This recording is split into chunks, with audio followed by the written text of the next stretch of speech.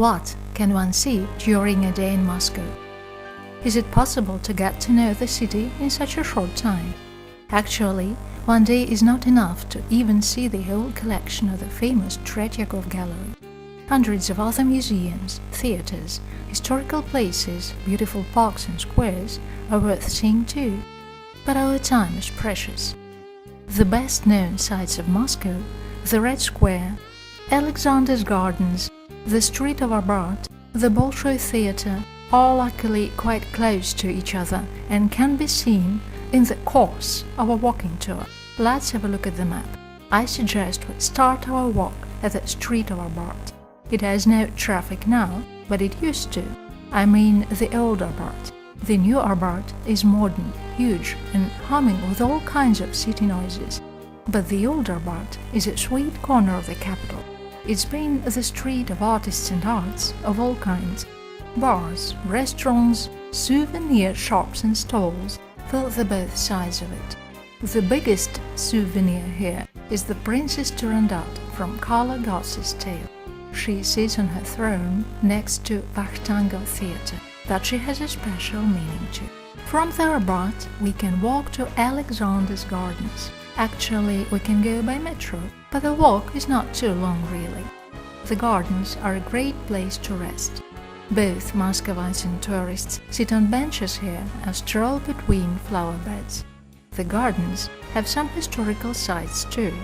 Resuming our walk, we'll soon find ourselves at the Red Square. The heart of Moscow is always alive. We pass the State's History Museum and enter the square. The Kremlin and the Mausoleum are on the right. The Guim store is on the left side. Straight ahead is the marvelous St. Basil's Cathedral. It's definitely time to take pics. Now our way goes to the Bolshoi Theatre. The world-famous quadriga on top is seen from afar. To the right from the Bolshoi's facade is the stronghold of academic dramatic art, the state's Mali Theatre.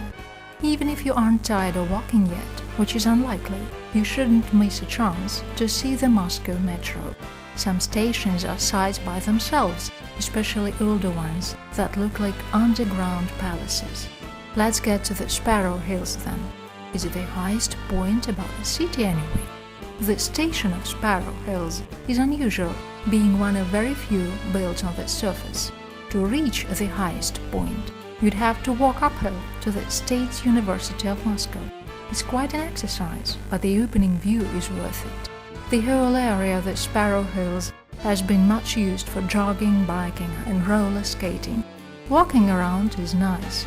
Still, you can treat yourself to a greater pleasure.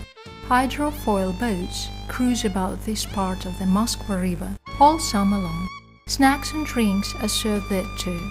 Ending your day in Moscow with a river trip is a good idea. Enjoy yourself. If you need a guide to show you around, to tell you more about the city's history and present day, please contact me.